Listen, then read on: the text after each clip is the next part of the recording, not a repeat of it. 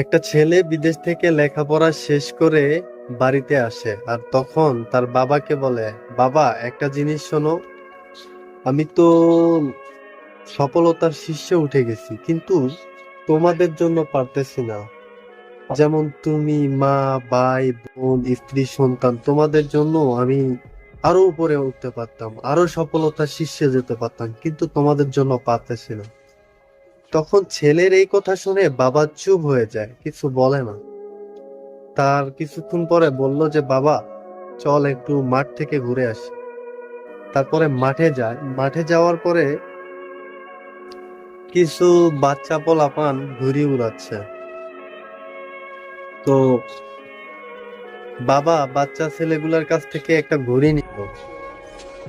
ঘুড়ি নেওয়ার পরে তো বাবা ঘুড়ি উড়াইতেছে, ঘুড়ি উড়াইতে উড়াইতে অনেক উপরে ঘুড়ি উঠছে, নাটাই দিয়ে ঘুড়ি উড়াইতেছে।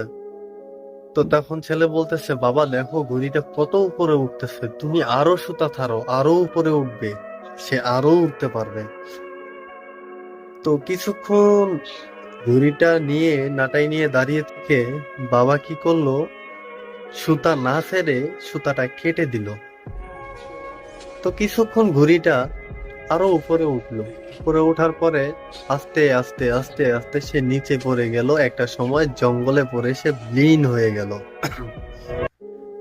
তো তখন বাবা ছেলেকে জিজ্ঞেস করে, কি কিছু বুঝতে পারলে? তখন ছেলে বলতেছে, কি বুঝবো? তুমি, তোমাকে বললাম তুমি সুতা ছাড়ো, তুমি সুতা না ছেড়ে কি করলা, সুতাটা কেটে দিলা।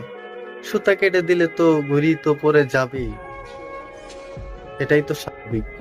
নাটাই আছে জন্যই ঘুড়িটা উপরে উঠতেছিল সুন্দরভাবে। তখন বাবা বলে যে, দেখো তুমি বলতেছো যে তুমি তোমার বাবা মা ভাই বোন স্ত্রী সন্তান এদের জন্য তুমি সফলতার শীর্ষে যেতে পারতেছো না, কিন্তু একটা বিষয় দেখো, তুমি যেমন বললে নাটাইয়ের জন্য ঘড়িটা ঠিক আছে, উপরে উঠতেছে, ঠিক তুমিও এরকম।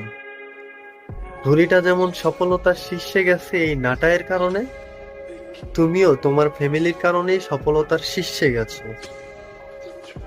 আর তুমি যদি তোমার ফ্যামিলির সাথে সম্পর্ক ছিন্ন করো, সম্পর্ক কেটে দাও, হ্যাঁ, হয়তো কিছুটা সময় আরো সফল হতে পারবে, আরো উপরে উঠতে পারবে, কিন্তু একটা সময় দেখবে তুমি বিলীন হয়ে গেছো, তোমার কোনো অস্তিত্বই নাই।